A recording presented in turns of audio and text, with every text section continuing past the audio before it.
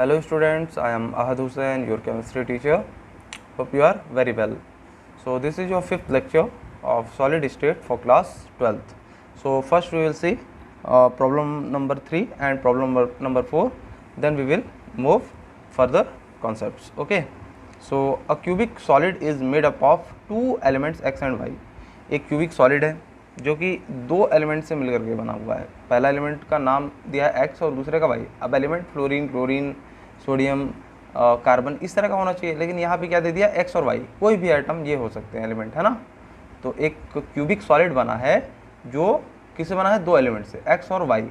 तो atoms Y जो है are present at the corners. अब हम जानते हैं कि जो क्यूबिक यूनिट सेल होता है उसमें कॉर्नर्स पे 8 एटम्स होते हैं, लेकिन आठों का एक का कितना होगा कंट्रीब्यूशन उस यूनिट सेल में 1/8। तो 8 × 1/8। तो क्यूबिक यूनिट सेल में कॉर्नर की वजह से कितना एटम ऑक्यूपाई करेगा जगह, स्पेस, उसके अंदर सिर्फ और सिर्फ 1 एटम। मतलब एक बार और मैं समझा दे रहा हूँ ऐसे। देखो क्यूबिक यूनिट सेल कैसा होता है बच्चों, आपका ऐसा होता है ना। तो इस तरीके का कुछ क्यूबिक यूनिट सेल बनेगा। अब ये कॉर्नर्स है, ठीक है। अब कॉर्नर्स पे एटम होंगे कितने, 8। देखिए 4 इधर और 4 इधर, ठीक है बच्चों। अब ये जो एक एटम दिख रहा ना, वो कितना इस क्यूबिक यूनिट सेल के अंदर है। तो ये जो होता है बच्चों वो 8 क्यूबिक यूनिट सेल में डिवाइडेड होगा, ऐसे कुछ, है ना। मतलब एक इस साइड, एक ऊपर के साइड, है ना, एक इसके पीछे के साइड। मतलब टोटल एक एटम जो है 8 क्यूबिक यूनिट में डिवाइडेड है। तो एक क्यूबिक यूनिट सेल में इस एटम का कितना पार्ट है, 1/8। बात समझ में आया। तो 1/8 पार्ट ही ऑक्यूपाई करता है एक कॉर्नर का एटम जो होता है क्यूबिक यूनिट सेल में। तो 8 एटम है ऐसे कॉर्नर पे, तो टोटल कितना हो जाएगा 8। तो कंट्रीब्यूशन टोटल 8 एटम मिल करके कितना कर रहे हैं, 1 का। बात समझ में आई। तो कॉर्नर्स पे क्यूबिक यूनिट सेल में कितने एटम्स का कंट्रीब्यूशन होता है, 8 मिला करके सिर्फ और सिर्फ एक एटम का कंट्रीब्यूशन करते हैं। एक एटम का 1/8 पार्ट ही इस क्यूबिक यूनिट सेल के अंदर है ना। सबका 1/8 पार्ट ही इसके अंदर है, बाकी सब क्या है, दूसरे क्यूबिक यूनिट सेल से कनेक्टेड है। बात समझ में आ रही है बच्चों, उसके अंदर है। तो ये बात समझ में आ गई होगी कि a cubic solid is made up of 2 elements X and Y. Atoms Y are present at the corners of the cube and atom X at the body center. Body centre पे कितना कंट्रीब्यूशन होता है बच्चों। Body centre का मतलब देखो, एक तो होता है फेस सेंटर। फेस मतलब 6 फेसेस हैं, है ना। लेकिन बॉडी सेंटर का मतलब एक अंदर की तरफ है, इसमें पूरा अंदर, है ना। मतलब पूरा का पूरा इसके अंदर आएगा। ये पूरा का पूरा अंदर नहीं आ रहा है, इसका 1/8 पार्ट ही इसके अंदर आ रहा है। लेकिन ये जो बॉडी सेंटर्ड वाला रहता है एटम, वो पूरा का पूरा एक एटम का कंट्रीब्यूशन। मतलब एक एटम है तो पूरा हम लेंगे उसको। यहाँ पे फ्रैक्शन ले रहा था ना 1/8 × 8, लेकिन यहाँ पे पूरा का पूरा एटम लेंगे। 1 पार्ट पूरा का पूरा इसके अंदर होता है, ठीक है ना। Body centred. तो फेस सेंटर्ड कौन है, सॉरी कॉर्नर पे कौन है, वाई। और बॉडी के अंदर कौन है, एक्स, ठीक है ना। तो बॉडी में कितने होते हैं, सिर्फ एक होते हैं। और कॉर्नर पे कितने होते हैं, 8 होते हैं। देखो बच्चों, बॉडी के अंदर सिर्फ और सिर्फ एक ही आइटम आता है और कॉर्नर पे कितने आते हैं, 8। लेकिन 8 का कंट्रीब्यूशन कितना है, प्रत्येक का 1/8। 1/8 × 8 इज इक्वल टू 1। यानी कॉर्नर की वजह से जो y का कंट्रीब्यूशन है वो कितना है, 1। और बॉडी की वजह से जो x का कंट्रीब्यूशन है वो भी कितना है, 1 है। इतनी बात आप लोगों को क्वेश्चन से एक्सट्रैक्ट कर लेनी है। Okay, what is the formula of the compound. क्या होगा फॉर्मूला ऑफ कंपाउंड, ठीक है। What are the coordination number of x and y। चलिए 2 क्वेश्चन इसमें पूछ लिया, तो सोल्यूशन देखते हैं। सबसे पहले, as atom y are present at the 8 corners of the cube। हमने बताया ना कि 8 कॉर्नर पर क्यूब के कौन प्रेजेंट है, y, ठीक है। therefore number of atoms of y in the unit cell is equal to कितने हैं, कितना एक एटम ऑक्यूपाई करता है यूनिट सेल को, 1/8। अगर कॉर्नर पर प्रेजेंट है तो उसका 1/8 पार्ट ही उस क्यूबिक यूनिट सेल के अंदर है। इंटू कितने एटम कॉर्नर पे होते हैं, 8। तो कितना कंट्रीब्यूशन हो गया, y का 1। मतलब एक एटम है उस क्यूबिक यूनिट सेल में, ठीक है। As X are present at the body centre, therefore number of atoms of X in the unit cell is equal to 1। तो बॉडी के मतलब किसी भी यूनिट सेल के अंदर बॉडी सेंटर्ड है कोई भी एटम, तो वो कंप्लीट एक माना जाएगा, है ना। तो एक्स का कितना कंट्रीब्यूशन हो गया, 1। तो ratio of atoms of x:y कितना आ गया 1:1, hence the formula of the compound is XY, है ना। अब हमको कोई ऐसा थोड़ी ना था कि कार्बन डाइऑक्साइड लिखना था या NaCl लिखना था या कुछ ऐसा नहीं, बस जो रेशियो में आ रहा है उसी को आप लिख दीजिए x एंड y, ठीक है।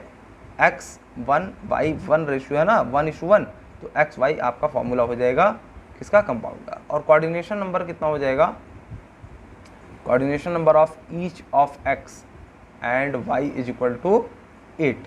ये क्यों है बच्चों, ये इसलिए है कि जो ये एटम दिख रहा है, ये जो बॉडी के अंदर है उसको 8 एटम क्या करते हैं, टच करते हैं। ये इतना छोटा नहीं होता, ये बच्चों थोड़ा बड़ा रहेगा, ये भी बड़ा रहेगा, मतलब ये सारे के सारे इसको टच करेंगे, इस वाले एटम को, समझ रहे हो। तो बॉडी के अंदर जो प्रेजेंट है उसको 8 एटम टच कर रहे हैं, जितने भी नंबर ऑफ एटम्स टच करते हैं वही उसका कोऑर्डिनेशन नंबर होता है, ठीक है। और जो यहाँ पे होगा उसको भी क्या करेंगे, 8 एटम टच करेंगे, है ना। दूसरे जो अदर क्यूबिक यूनिट सेल में प्रेजेंट होंगे वो इसको टच करना स्टार्ट कर देंगे, यानी 8 इसको भी टच कर रहे हैं, 8 इसको भी टच कर रहे हैं।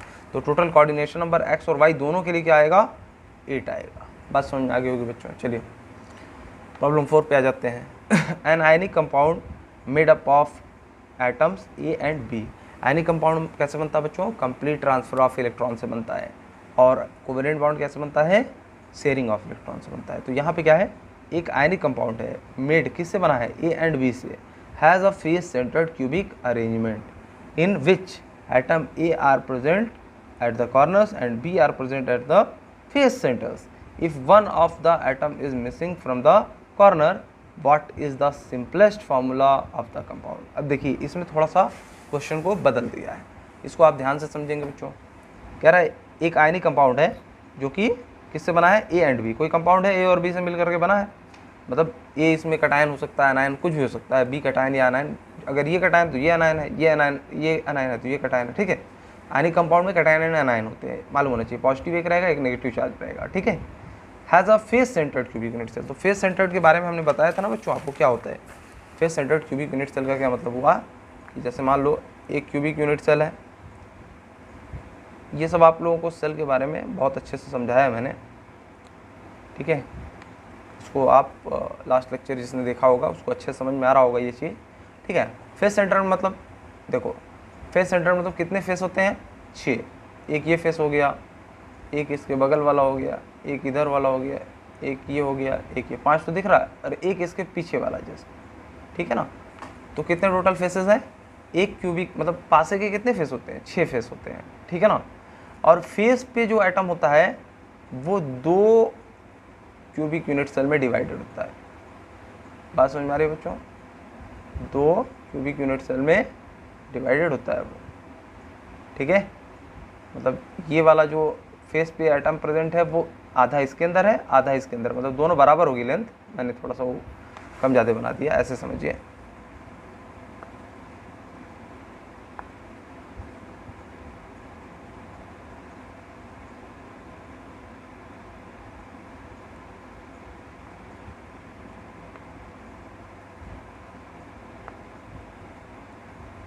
ठीक है, इसको अगर यहाँ से डिवाइड कर दिया जाए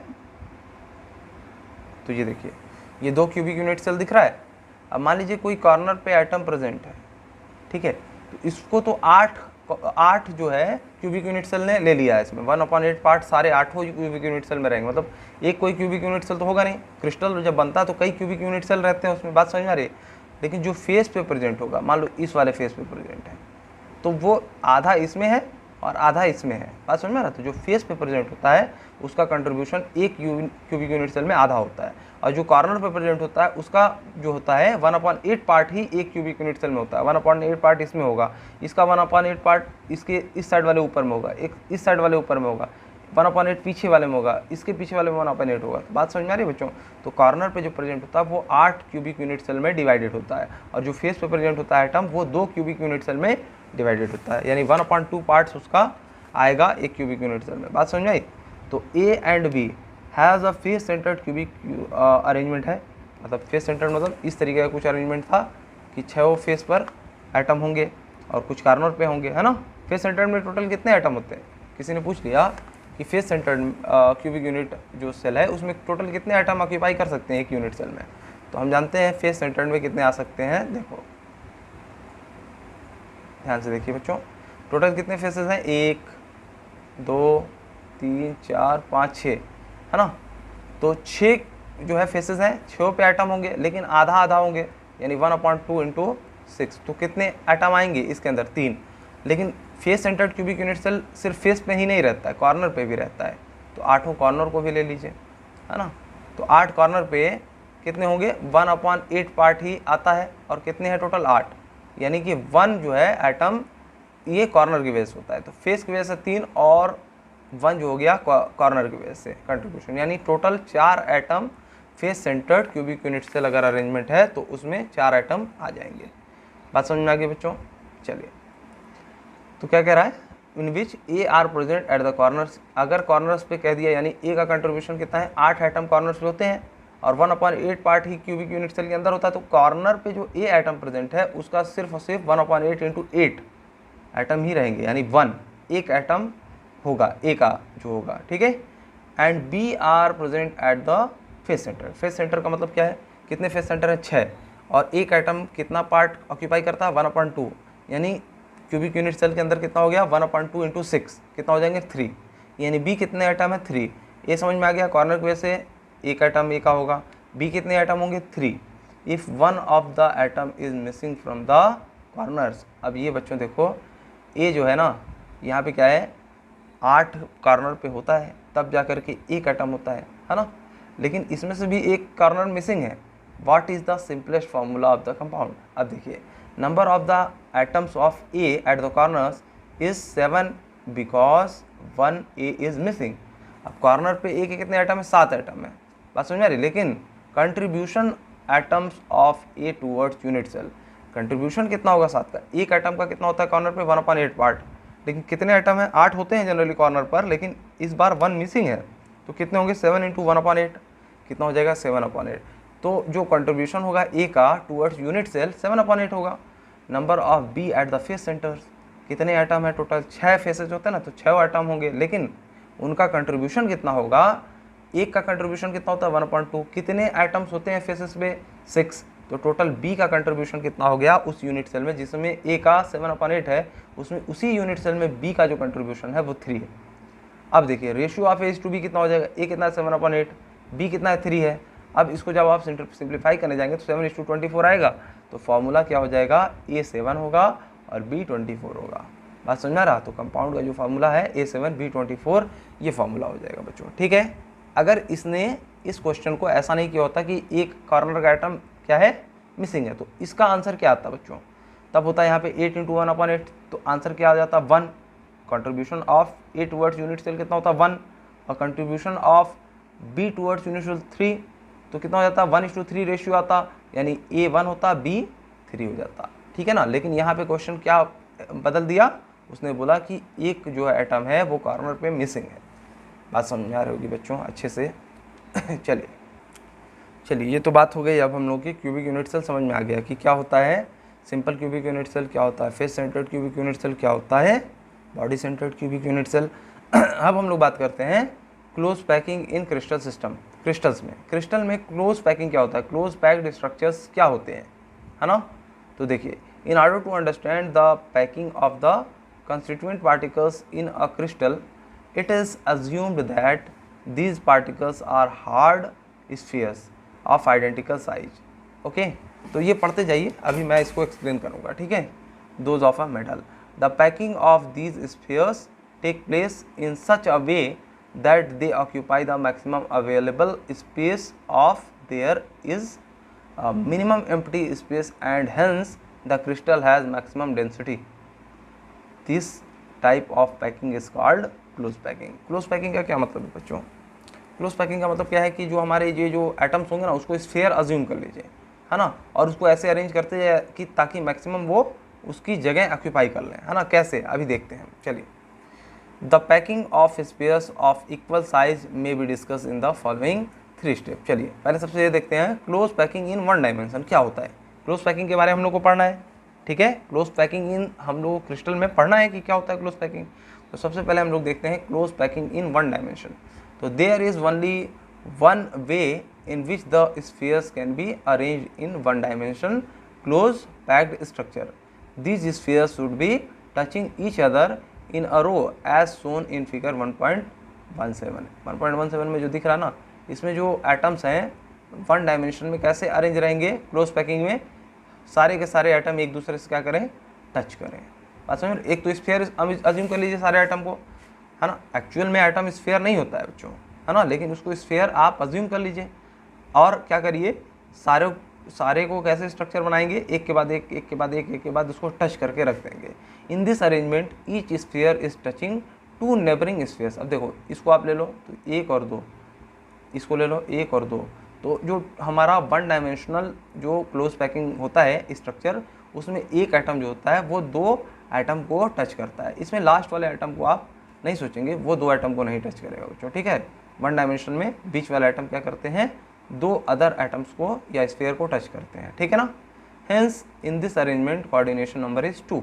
तो इसमें देखो जितने एक एटम को जितने भी एटम टच करते हैं वही उसका कोऑर्डिनेशन नंबर हो जाता है। तो अगर कोई पूछे इसका कोऑर्डिनेशन नंबर क्या है तो 2 है, क्योंकि इस एटम को 2 अदर एटम्स या 2 अदर स्फीयर्स क्या कर रहे हैं, टच कर रहे हैं। तो कोऑर्डिनेशन नंबर समझ में आया होगा बच्चों। चलिए अब दूसरा क्या है, हम लोग देखेंगे क्लोज पैकिंग इन 2 डायमेंशन। 2 डायमेंशन में क्या होता है, 1 डायमेंशन समझ में आ गया। अब ये क्या समझिए, मार्बल्स जानते होंगे, गोली, कंचे को एक के बाद एक, एक के बाद एक, एक के बाद एक लगा करके आप रख दीजिए तो वो 1 डायमेंशन हो गया। 2 डायमेंशन में क्या होगा, कंचे को इधर भी लगा दीजिए, है ना, नीचे साइड भी, है ना, इधर भी लगा दीजिए, तो एक ये डायमेंशन, एक ये डायमेंशन, मतलब 2 डायमेंशनल हो गया, ठीक है। वही चीज़ समझना है। तो क्लोज पैकिंग इन 2 डायमेंशंस ये देखते हैं हम लोग। When the rows are stacked over each other, है ना, रोज क्या हो, एक दूसरे के साथ क्या हो, स्टेक्ड हो, है ना। A 2-dimensional close packed structure called crystal plane is produced. This staking can be done in 2 different ways as follows. ठीक है, अब इसमें 2 तरह से फॉलो होगा, इसका जो है क्या होगा, this staking can be done in 2 different ways as follows. तो देखिए क्या होगा, पहला, the spheres in the second row may be placed in such a way that they are touching the spheres of the first row and the exactly above the spheres of the first row. अब देखो यहाँ पे क्या है, ये जो sphere हमने 1 dimensional में लगाया ना, उसी की तरह एक और लगा दीजिए, उसी तरह एक और रो लगा दीजिए, मतलब सब आइडेंटिकल लगाए हमने। कंचे जैसे यहाँ 1 डायमेंशनल में लगाया था, उसी को 1 डायमेंशन को कई सारे जो स्फीयर थे वो उसको जोड़ दिए ऐसे, है ना, तो ये 2 डायमेंशनल बन गया। ये पहले टाइप का हो गया ना। या तो हम इस तरीके से रखें, एक तो पहले ऐसे बनाएं और दूसरा कहाँ लगा दें, इस साइड लगा दें, यहाँ बीचों बीच, यहाँ, ठीक है ना, देखो यहाँ लगा है, तो ये ए टाइप हो गया, ये बी टाइप हो गया, फिर ये ए टाइप सेम इसी को फिर से वो करेगा, फिर बी टाइप आएगा, फिर ए टाइप होगा। बात समझ में आ गई होगी बच्चों, ठीक है ना। तो क्या बोल रहे हैं, देयर इज फर्स्ट एग्जैक्टली, ठीक है। चलिए ये समझ में आ गया कि ये इसमें क्या होगा, सारे के सारे जो होंगे स्फीयर्स एग्जैक्टली सेम वे में, जैसा पहली रो है वैसे ही दूसरे तीसरे को भी हम अरेंज करते हैं। There is horizontal as well as vertical alignment of the spheres in the 2 rows. तो जैसा आपका हॉरिजॉन्टल है वैसा ही वर्टिकल भी होगा, है ना। In the first row is called A type row, the second row being exactly same will also be A type. अब अगर ये ए टाइप है, सेम इसी तरह का ये भी है, तो ये भी ए टाइप कहलाएगा, है ना। Further rows may also be built up exactly in the same way, hence we call this arrangement as triple A type arrangement. अब अगर इस तरह का अरेंजमेंट है ना, जिसमें एक ही तरह के, मतलब एक के नीचे एक, एक के नीचे एक एटम को अलाइन कर दिया गया है, तो इस तरह के अरेंजमेंट को क्या बोलते हैं हम लोग, ये ट्रिपल ए टाइप अरेंजमेंट है, ठीक है ना। ये 2D फिगर चल रहा है अभी, ये 1 डायमेंशनल था, ये 2 डायमेंशनल, ओके। चलिए इन this arrangement each sphere is touching 4 other spheres. अब इसमें क्या है, देखो आप इस स्फीयर को ले लो, तो 1 2 3 4 एटम इसको टच करेंगे, एक एटम को 4 अदर एटम टच कर रहे हैं, ठीक है ना। या एक स्फीयर को 4 अदर स्फीयर टच करेंगे, ये वाला ये वाला ये वाला ये वाला नहीं करेगा, सिर्फ कौन करेगा, ये चारों करेंगे, ठीक है। The coordination number is 4।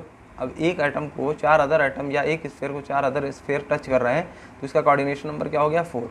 Further on joining the centre of the 4 spheres touching the particular spheres a type a square is formed as shown in figure. अब देखो 4 एटम को जो जो टच कर रहे हैं इसको, अगर आप इसको ज्वाइन करेंगे तो एक स्क्वायर बन जाएगा, ठीक है।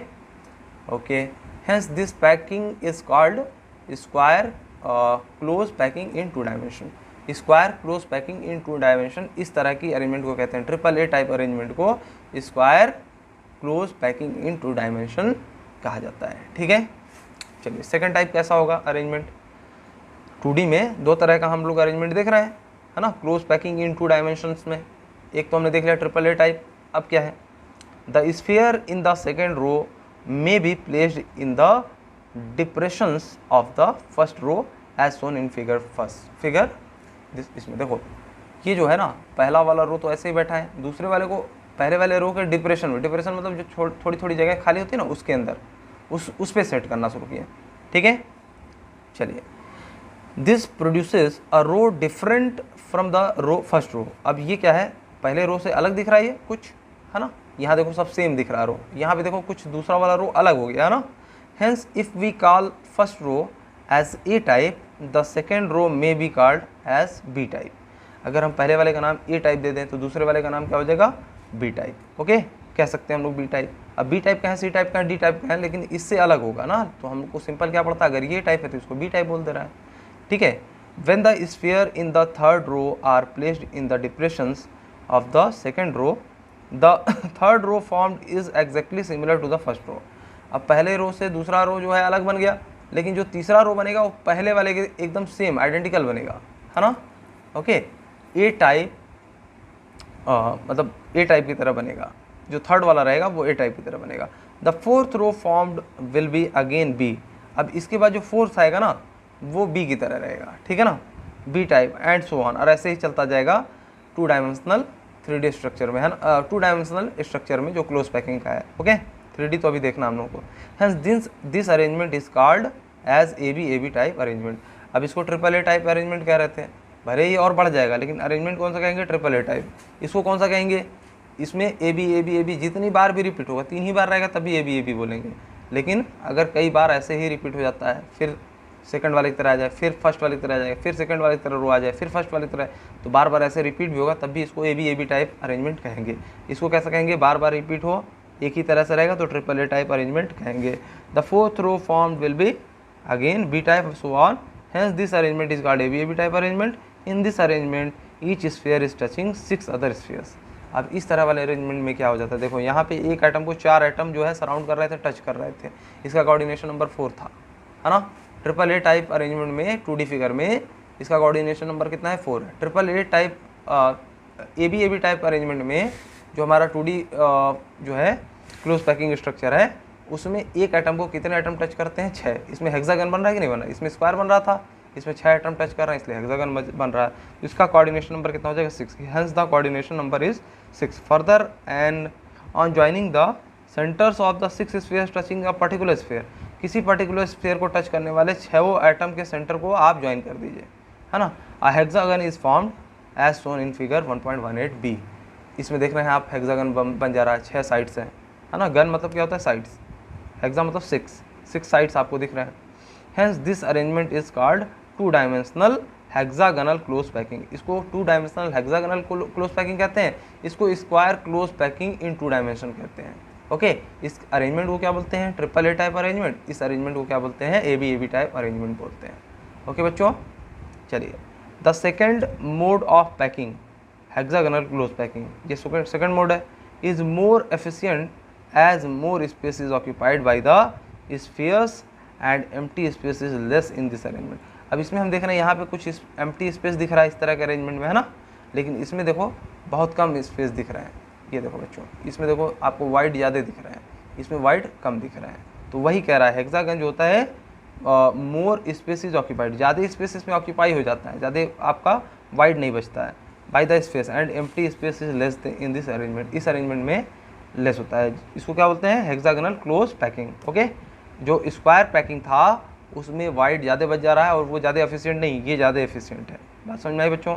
अब देखो क्लोज पैकिंग इन 3 डायमेंशन। अब 3 डायमेंशंस में हम लोग क्लोज पैकिंग को देखेंगे। We have discussed above that 2 dimensional packing can be square close packing और हेक्सागनल क्लोज पैकिंग। अब हम देखें हैं कि जो 2 डायमेंशनल पैकिंग है वो स्क्वायर क्लोज पैकिंग या हेक्सागोनल क्लोज पैकिंग दोनों तरह का हो सकता है, ठीक है। Now let us see how a 3 dimensional packing can B obtained from each of these. अब हम लोग 3 डायमेंशनल पैकिंग कैसे देख सकते हैं उसको हमको देखना है। 3 dimensional close packing from 2 dimensional square close packing layers, packed layer, मतलब क्लोज पैकिंग जो 2 डायमेंशनल है ना, उसी को लेयर दर लेयर चढ़ाते जाएंगे तो हमारा 3 डायमेंशनल बन जाएगा। अब इसमें कुछ समझ में आ रहा बच्चों? देखो ये 1 डायमेंशनल था, 1 डायमेंशनल पे 1 डायमेंशनल रखते चले गए तो 2 डायमेंशनल बन गया। अब 2 डायमेंशनल जो इस तरह का बना, इसी के ऊपर एक और 2 डायमेंशनल रखेंगे, एक और 2 डायमेंशनल रखेंगे, एक और 2 डायमेंशनल रखेंगे, तो वो 3 डायमेंशनल बन जाएगा, ठीक है बच्चों। चलिए starting from the square close packed layer, the second layer and all further layer will be built up such that they are horizontally as well as vertically aligned with each other. Hence, if we call the first layer as A, the type their lattice generated will be AAA type. Okay, this will be simple cubic lattice and its unit cell will be a primitive cubic unit cell. Okay, अब क्या कह रहा है, जैसे ये layer है ना बच्चों, अगर इस लेयर का नाम हम A दे दें और इसके ऊपर और लेयर चढ़ाते जाएं तो उसको क्या बोलेंगे, AAA लेयर टाइप, मतलब 3D क्लोज पैकिंग स्ट्रक्चर वो हो जाएगा, ठीक है। चलिए और आगे पढ़ेंगे हम लोग और देखेंगे, और इसको हम क्या बोलेंगे, जो this will be a simple cubic lattice, ये क्या बनेगा, सिंपल क्यूबिक लैटिस बनेगा। मतलब अगर ये स्क्वायर बन रहा है 2D में, तो ये 3D जब हो जाएगा ना तो वो क्यूब बनाने लगेगा। तो इसको क्या पढ़ेंगे हम लोग, simple cubic lattice and its unit cell will be a primitive cubic unit cell. इसी में से आपका क्यूबिक यूनिट सेल जो प्रिमिटिव क्यूबिक यूनिट सेल था, इसी को जब 3D बना देंगे ना तो इसी से क्यूब जो निकलता है क्यूबिक यूनिट सेल, उसी को हम लोग प्रिमिटिव यूनिट सेल कहते हैं, या और क्या कहते हैं बच्चों, क्यूबिक यूनिट सेल बोलते हैं। चलिए ठीक, देखिए बच्चों यहाँ पे जो आपका 2D फिगर था, देखो 1 डायमेंशनल में तो सिर्फ एक रो थी, 2 डायमेंशनल में जैसे इधर था वैसे ही नीचे भी था, और 3 डायमेंशन में क्या हो जाएगा, इन सारे के पीछे भी वैसे ही हो जाएगा, ठीक है ना, इसके भी पीछे सारा हो जाएगा, इसके भी पीछे है ना, इसके भी पीछे, इसके भी पीछे, तो ये 3D हो गया। अब 2D में स्क्वायर मिल रहा था तो 3D में क्या मिलेगा, क्यूब मिलेगा, ठीक है ना। चलिए बच्चों, the 3 dimensional packing of square close packed layer forming simple cubic lattice with AAA arrangement. अब इसको AAA अरेंजमेंट क्यों कह रहा है, क्योंकि ये 3D में है ना, 2D वाले को AAA अरेंजमेंट कहते हैं, 3D में भी AAA अरेंजमेंट होता है, ठीक है ना। बात समझ में आ रही होगी बच्चों।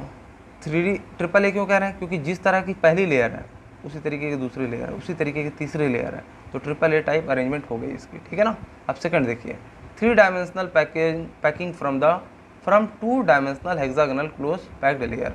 अब एक जो हेक्सागोनल क्लोज पैक था 2D में वैसा था, अब 3D में कैसा होगा, इसके ऊपर एक के ऊपर एक, एक के ऊपर एक, एक के ऊपर आप रखते चले जाइए। We have seen that for 2 dimensional packing a more efficient packing is given by hexagonal close packing. More efficient कौन होता है, hexagonal होता है close packing. Let us now consider a 3 dimensional packing keeping a hexagonal close packed pattern for a layers in the base layers shown in figure 1.20. इसमें दिखा रहा आपको है ना, the spheres and marked as A and the voids between the spheres are marked as small a. अब spheres को आपने क्या मान लिया, ए मान लिया है ना, और जो उसके अंदर वाइड्स दिख रहे हैं उसको स्मॉल ए मान लिया है, ठीक है बच्चों। चलिए, एंड स्मॉल बी अल्टरनेटली है ना, अल्टरनेटली का मतलब क्या है, ये देखो, इसको एक को ए माना है वाइड को, तो दूसरे वाले को बी माना है, इसको ए माना है, इसको बी माना है, इसको ए माना है, इसको बी माना है, यानी ए के बगल में बी ही होगा चारों तीनों तरफ, और बी के बगल में ए ही होगा, ठीक है ना। देखो ये बी, अगर बी है तो इधर भी है, इधर भी है, इधर भी है, ठीक है।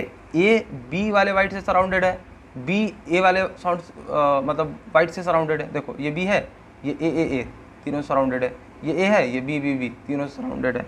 तो जो वाइट बन रही है ना वो 2 तरह की हम दिखा रहे हैं कि अगर ये ए है तो ये बी है, ये ए है तो ये बी है। बात समझ में आ रही। ये 2D फिगर था, इसका 3D फिगर क्या है, एक के ऊपर एक, एक के ऊपर एक, एक के ऊपर एक रखते जाएंगे तो 3D बन जाएगा। बात समझ में आ रही। तो हम 3D को प्लेन पे दिखा नहीं सकते हैं, लेकिन हम समझा तो सकते हैं इसको, ठीक है। चलिए, तो आप समझ गए होंगे। चलिए बच्चों, both A and B voids are triangular in space. अब देखो यहाँ पे जो आपका वाइड बन रहा था वो कुछ इस तरीके का बन रहा था, लेकिन यहाँ पे जो वाइड बन रहा है ना, देखो ए एंड बी दोनों ट्रायंगुलर बन रहा है, लेकिन क्या फ़र्क है, इसमें जो है जो सिंगल पॉइंट है ऊपर है, इसमें जो सिंगल पॉइंट है वो नीचे है। बात समझ आ रही है बच्चों? चलो, those of voids point towards, अच्छा देखो ये क्या करें both A and B voids are triangular in shape, दोनों के दोनों क्या है, ट्रायंगुलर है। They differ only in the fact that whereas apex of the triangles of wides A point towards downwards, those of wides B point upwards। अब जो इसका apex है वो डाउनवर्ड है, इसका अपेक्स जो है वो अपवर्ड है। बात समझ रही? बी वाला वाइड जो है वो अपवर्ड है और ए वाला जो वाइड है उसका जो अपेक्स है वो डाउनवर्ड है। बात समझ में आ गई बच्चों? अब हम किसको बोलते हैं वाइड? जो खाली जगह होती है। अब मान लीजिए कंचे आप लाइए, गोली लाइए, मार्बल्स को एक साथ आप 3D अरेंजमेंट में लगा दीजिए या 2D में ही लगा दिए, देखिए बीच बीच में कुछ जगह खाली होती है। अब 3D में लगाएंगे तो कुछ जगह ही खाली रहेगी, तो वाइड क्या होता है बच्चों? जो बीच में जगह बच जाती है ना थोड़ी थोड़ी, उसी को वाइड बोलते हैं। ओके, चलिए। When a second layer is placed with spheres vertically aligned with those in the first layer, its void will come above the void in the first layer. This is an inefficient way of filling the space. अब अगर हम क्या करें, जैसे ये layer है, इसके ऊपर सेम ऐसे ही लेयर बैठा देना तो इसमें क्या होगा, वाइड ज़्यादा बचेगी। लेकिन हम क्या करें, दूसरी वाली लेयर को यहाँ से स्टार्ट करें, है ना, यहाँ आए सारे स्पेस, तो अब क्या होगा, वो ज़्यादा जो होगी एफिशिएंट पैकिंग होगी। बात समझ आ रही है बच्चों? चलिए इस तरीके से कर देंगे तो इनएफिशिएंट हो जाएगा, एक के ऊपर एक बनाएंगे ना तो इनएफिशिएंट होगा। समझ में आ रहा है? वो पैकिंग उतनी अच्छी नहीं होगी। चलिए when the B layer is placed in such a way that its spheres find place in the A wides of the first layer, okay? तो क्या करें बच्चों, when the second layer is placed in such a way, अब second layer इस वाले जो आपका arrangement था इसमें इस तरीके से बैठाया जाए, when the second layer is placed in such a way that spheres find place in the A wides, जो spheres हो वो सिर्फ और सिर्फ A wides पे ही क्या करे, गिरे, है ना, लगे। बात समझ में आ रही है? ऑफ द फर्स्ट लेयर, पहले लेयर के ए वाले वाइड पर ही स्फीयर सेट हो। Okay, the B voids will be left unoccupied, जो बी वाइड्स दिख रहा है वो अनऑक्यूपाइड ही रहने दो, ठीक है। Since under this arrangement no spheres can be placed in them, है ना। अब इसमें क्या होगा बच्चों, जो बी है ना, बी वाले वाइड में कोई भी स्फीयर नहीं आएगा, ऐसा अरेंजमेंट बनाना है हमको, ठीक है। चलिए now there are two types of voids in the second layer. दूसरे लेयर में क्या होगा बच्चों, दो तरह के वाइड्स आएंगे, है ना। These are marked as void C and D, void D. अब क्या हो रहा है बच्चों, ऐसे समझिए बच्चों देखो ये फर्स्ट लेयर थी आपकी, ठीक है, इसको देख रहे हो जो ए आइटम लिखा है ना। अब ये जो बी आइटम दिख रहा है आपको, उसको किस तरीके से अरेंज किया गया है कि जो वाइड ए था ना, यहाँ पे दिख रहा है ना वाइड ए था, बी था, वाइड बी था, बी ए बी, इस तरीके से दिख रहा है ना।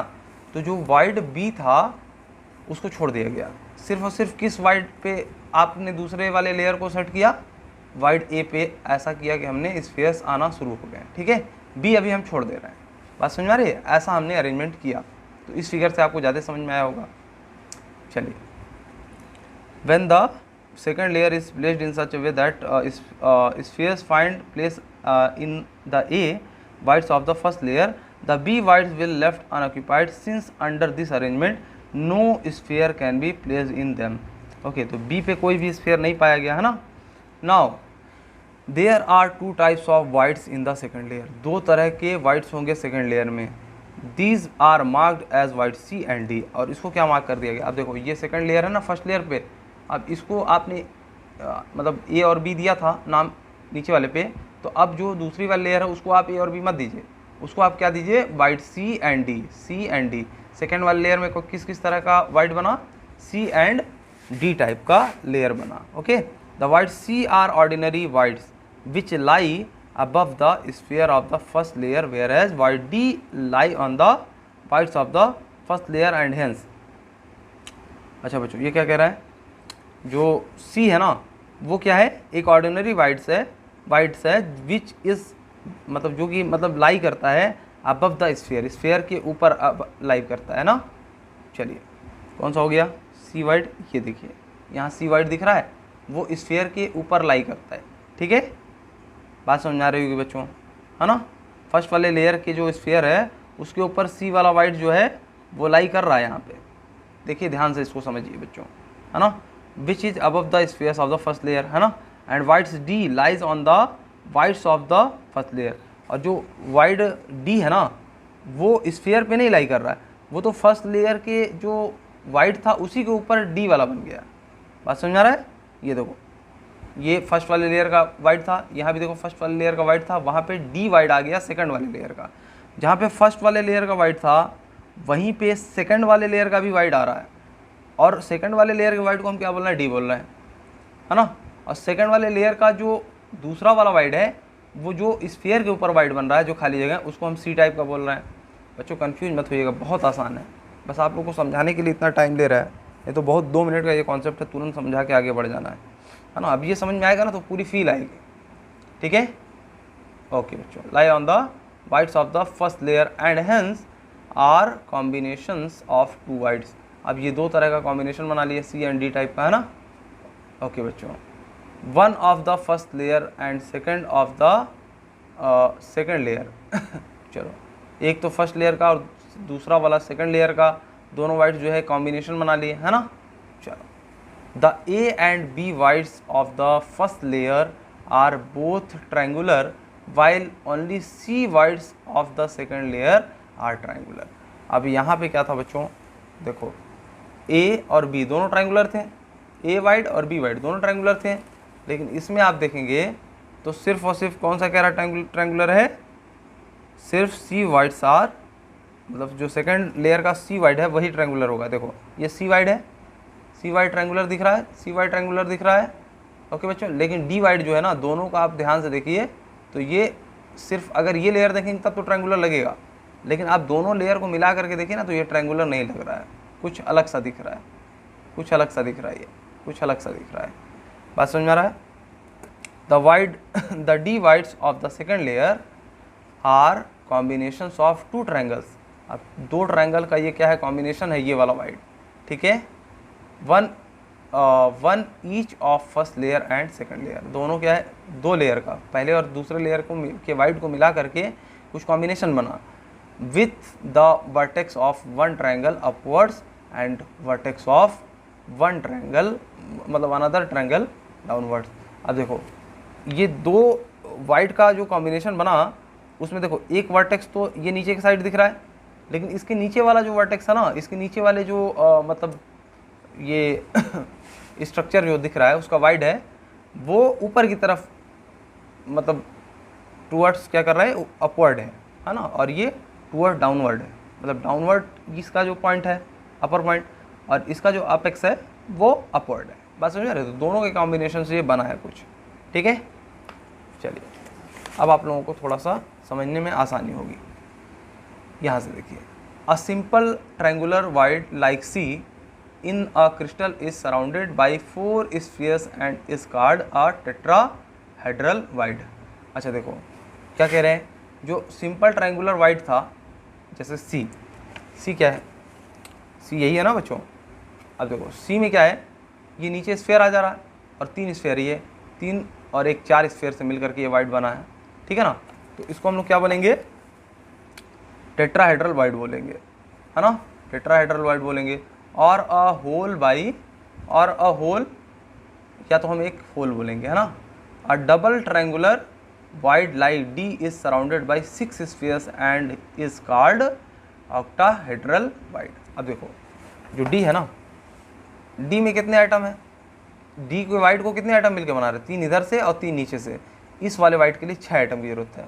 बात समझ रहे, तो इसको क्या बोलेंगे, इसको बोलेंगे हम लोग ऑक्टाहेड्रल वाइड। ऑक्टाहेड्रल क्यों बोलते हैं बच्चों, अब देखो मान लीजिए 1 2 3, ठीक है, यहाँ 3 हो गए, और 3 कहाँ आ जाएंगे बच्चों, और 3 आपके आ जाएंगे इसी में कहीं ऊपर आ जाएंगे। ठीक है, मान लीजिए कुछ ऐसे आ गए, है ना, इसको नीचे रखेंगे, ज्वाइन हो जाएंगे। तो 6 एटम से मिलकर के ये बना टेट्राहेड्रल। क्यों बोला इसको, इस वाइड को? क्योंकि टेट्राहेड्रल इसलिए बोलते हैं बच्चों क्योंकि इसमें जो है ऑक्टाहेड्रल बोलते हैं, ऑक्टाहेड्रल, सॉरी बच्चों, ऑक्टाहेड्रल बोलते हैं। ऑक्टाहेड्रल का कुछ आप कॉन्सेप्ट ऐसे आगे चल के समझेंगे, है ना। इस तरीके का कुछ होता है। इन सबों को आप जब ज्वाइन करिए, यहाँ से ले लीजिए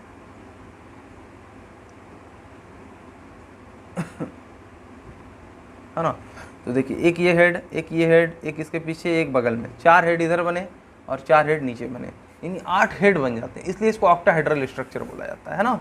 अभी इमेजिन करके मैं दिखाऊंगा, इसमें इमेज के साथ में बताऊंगा, ठीक है। चलिए देखिए, जो इस तरह वाला स्ट्रक्चर बनाएगा वो कैसा बनाएगा, ऑक्टाहेड्रल। जो इस तरह वाला स्ट्रक्चर बनाएगा वो कैसा बनाएगा, टेट्राहेड्रल। मतलब ये वाली वाइड जो है वो 4 आइटम से मिलकर के बनी है और वो किस तरह का स्ट्रक्चर बनाएगी, टेट्राहेड्रल। ये वाला कितने आइटम से घिर करके वाइड बना है, 6 आइटम से, और किस तरह का स्ट्रक्चर बनाएगा, ऑक्टाहेड्रल। अब देखिए, इसके 4 हेड दिख रहे हैं, एक इधर, एक इधर, एक पीछे और एक नीचे, 4 हो गए। इसके देखिए 8 दिख रहे हैं, 1 2 3 4, 4 तो इस साइड हो गए, इस वाले लाइन के इस साइड, और 1 2 3 और एक पीछे 4, 4 इस साइड हो गया। मतलब ये ऑक्टाहेड्रल स्ट्रक्चर बना रहा है ये वाला वाइड जो है, ठीक है। चलिए, इसलिए इसको टेट्राहेड्रल वाइड बोलते हैं और इसको ऑक्टाहेड्रल वाइड बोलते हैं। तो टेट्राहेड्रल वाइड इसमें पूछ ले कौन है बच्चों, तो सी वाला है। ऑक्टाहेड्रल कौन है, डी वाला है। अच्छे से समझ में आ गया होगा बच्चों। चलिए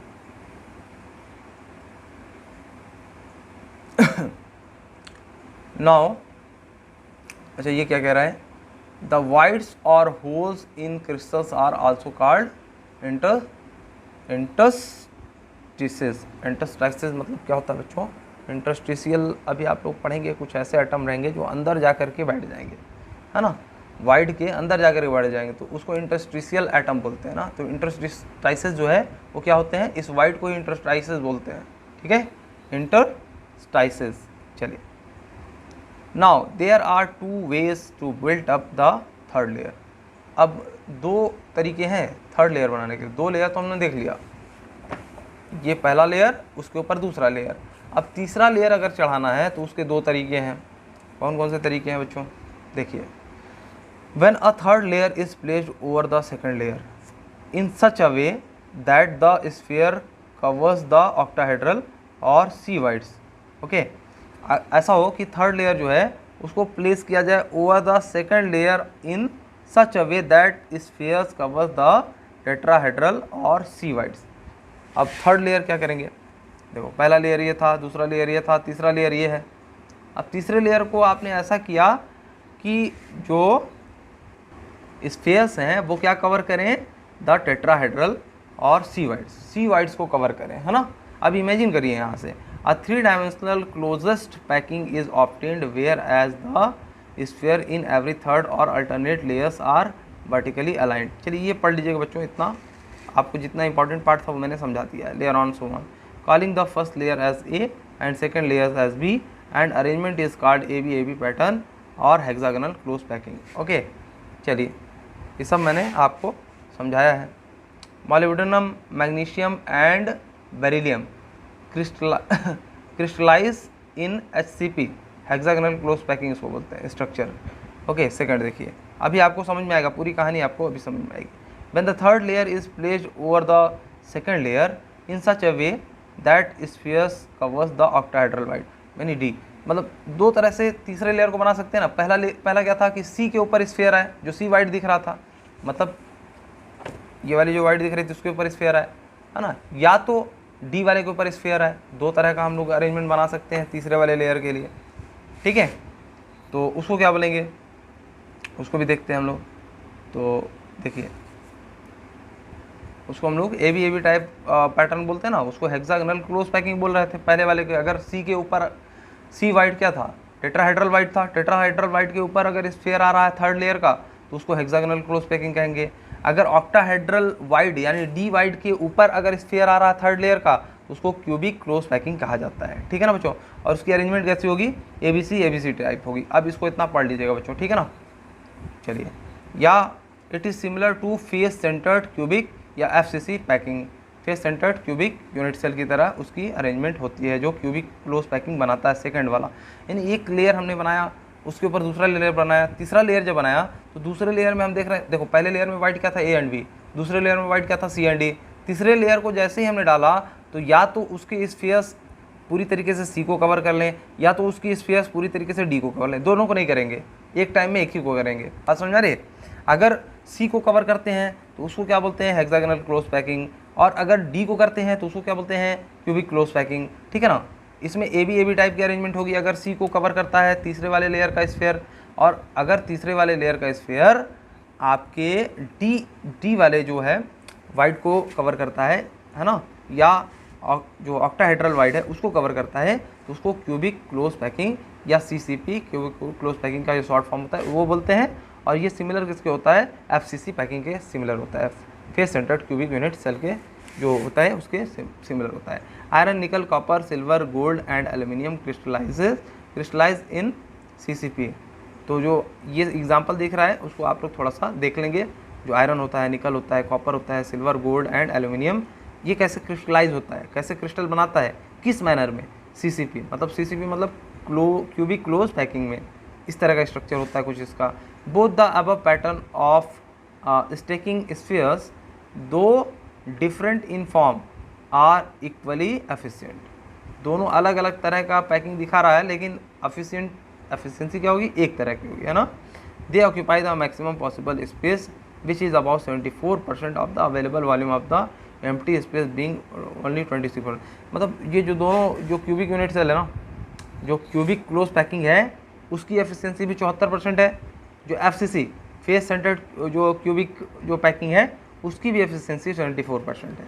ओके बच्चों, तो दोनों तरह का जो है बनेगा अरेंजमेंट, तो उसमें 74 या सी वाइट को कवर कर ले या डी वाइट को कवर कर ले, दोनों ही केस में उसकी पैकिंग एफिशिएंसी कितनी होगी, 74%। अभी जब मैं पैकिंग एफिशिएंसी समझाऊंगा बच्चों, ये जितनी बात बोली उसकी इंपॉर्टेंस आपको समझ में आएगी। अभी जितना अगर 70%, 80%, 60% भी समझ में आ रहा है तो अभी के लिए बहुत है ना। मैं क्यों इतना ज़्यादा पढ़ा रहा हूँ, ताकि जब मैं आपको एफिशिएंसी समझाऊँ तो आप लोग को ढंग से समझ में आए। ठीक है, चलो further in both HCP hexagonal close packing and CCP method of stacking, the sphere is in contact with 6 other spheres in its own layer। मतलब चलिए ठीक है, it is also touches directly 3 spheres in the layers above the। चलिए जितने layers, जितने भी sphere को एक sphere टच करेगा वही उसका coordination number हो जाता है। Thus a sphere has a 12 close neighbors, it is said to have the coordination number 12। चलिए 12 इसका कोऑर्डिनेशन नंबर कहलाएगा। कैसे कहलाएगा, as already defined. The number of closest और nearest neighbours of any constituent particle in the crystal lattice is called its coordination number. अभी coordination number वगैरह सब आपको समझ में आ जाएगा। देखो दिखाई देते हैं यहाँ पे, इसके बीच में कोई एटम होगा है ना, उसको ये 6 एटम क्या करेंगे, घेरे रहेंगे एक में। और देखो ये 3 एटम नीचे से, 3 एटम ऊपर से, यानी टोटल 12 एटम इसको सराउंड कर लेंगे इस तरह के अरेंजमेंट में। तो इसको कोऑर्डिनेशन नंबर क्या हो जाता है, 12 हो जाता है बच्चों। ठीक है, चलिए कैसे सर, ये देखो यहाँ पे कोई वाइड है ना, उससे नहीं मतलब है। चलो ये वाले लेयर देख रहा हूँ ना, ये वाले लेयर, उसका एक्चुअल व्यू क्या है, ये है। देखो 1 2 3 4 5 6 के बीच में एक एटम है। ये जो एटम है अब ये दूर कर दिया गया ना, ये लेयर जस्ट इसके नीचे ही इसमें वाइड में लगी हुई है। ठीक है, तो 6 एटम, तो ये 3 एटम नीचे से इसको टच कर रहा है और 3 एटम ऐसे ही ऊपर से भी इसको टच करेंगे इस वाले एटम। तो इस वाले एटम का कोऑर्डिनेशन नंबर कितना हो जाएगा, 6 हो जाएगा बच्चों। ठीक है, समझ में आ गया होगा बात। अब नेक्स्ट लेक्चर में हम लोग बच्चों क्या बात करेंगे, calculation of space occupied and packing efficiency और पैकिंग फ्रैक्शंस। यही हम लोग को डिस्कस करना था। आज का लेक्चर तो बस इसको समझाना है हमको, इसलिए बिल्ड करने में लग गया। ठीक है, अब आप लोग जब नेक्स्ट लेक्चर देखेंगे तो ये चीज़ बहुत अच्छे से समझ में आएगी ना। नहीं तो कई बच्चों को पैकिंग फ्रैक्शन, पैकिंग एफिशिएंसी में बहुत दिक्कत होती है। मैंने इतना टाइम लिया, इसमें से आप लोगों को मानता हूँ मैं कि किसी बच्चे ने बहुत ग्रैब कर लिया होगा तो 80 to 90% कर लिया होगा, किसी को 60% समझ में आया होगा, किसी को 50% भी अगर समझ में आया तो भी बहुत है बच्चों। क्योंकि हम लोग जब आपको पैकिंग एफिशिएंसी समझाएंगे ना तो ये सारी चीज़ें फिर से कवर हो जाएंगी और बहुत आसान लगेंगी आपको, है ना। तो आप नेक्स्ट लेक्चर थोड़ा सा अच्छे से देखिएगा, ध्यान से, है ना।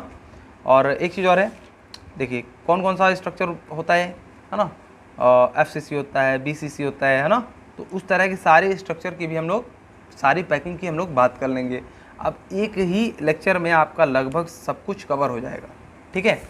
तो आज का लेक्चर जो है सिर्फ और सिर्फ बेस बनाना था मुझे, इसलिए मैंने थोड़ा लेंदी भी कर दिया और काफ़ी जगहों पे आपको थोड़ा सा ज़्यादा पढ़ा दिया। इतना ज़्यादा नहीं पढ़ाया जाता है ना, थोड़ा सा आपको शॉर्ट करके पढ़ाना चाहिए था, लेकिन मैंने सोचा कि आप और अच्छे से समझेंगे, ठीक है। अब यहाँ पे यूट्यूब है बच्चों, यहाँ पे कोई टाइम लिमिटेशन तो है नहीं ऐसा कि आपको 30 मिनट या 35 मिनट की स्कूल में क्लास लेनी है। यहाँ पे आप जितना देर चाहें उतना देर का लेक्चर बना सकते हैं। तो मैंने सोचा कि थोड़ा सा अच्छा विजुअलाइजेशन दे दूँ, इसलिए मैंने ज़्यादा पढ़ा दिया। अगर किसी बच्चों को थोड़ा बहुत कम भी समझ में आया तो जब मैं ये पैकिंग एफिशिएंसी वाला समझाऊंगा तो 100% है सारे के सारे डाउट एक बार में क्लियर हो जाएंगे। तो ये समझ लीजिए एक तरीके से इसी को समझाने के लिए सारा पार्ट मैंने समझाया है, ठीक है बच्चों। तो पढ़ाई करते रहिए, बस वेट करिए नेक्स्ट लेक्चर का, जैसे ही उसको मैं समझाऊंगा आपका सब कुछ क्लियर हो जाएगा, ठीक है। पढ़ाई करते रहिए, धन्यवाद।